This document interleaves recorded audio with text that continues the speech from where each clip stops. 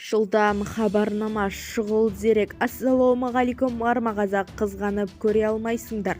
Егер осы жаңалық сізді қызықтырып жатқан болса, онда арнамыздағы подписаться және де бір ғана лайк түймелерін басып видеоролигімізді соңына дейін қарастырыңыз. Ал онда біз бастадық. Қазнет Қайрат Нұртастың денсаулығы жоқшылығын шошыды.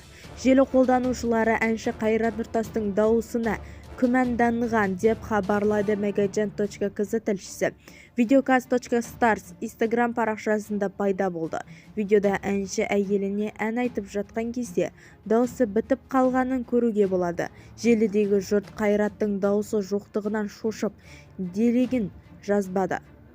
Желі қолданушылары бұл концертке дейін қалыпты жағдай екенін айтса, енді бірі әншінің дауысына күмәнданған.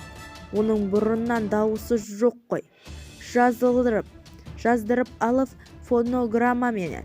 Екінің бірі де айтады енді. Адам емес пе олда.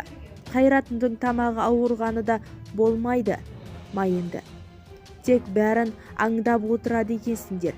Ел не десе де бағы бар жігіт қой.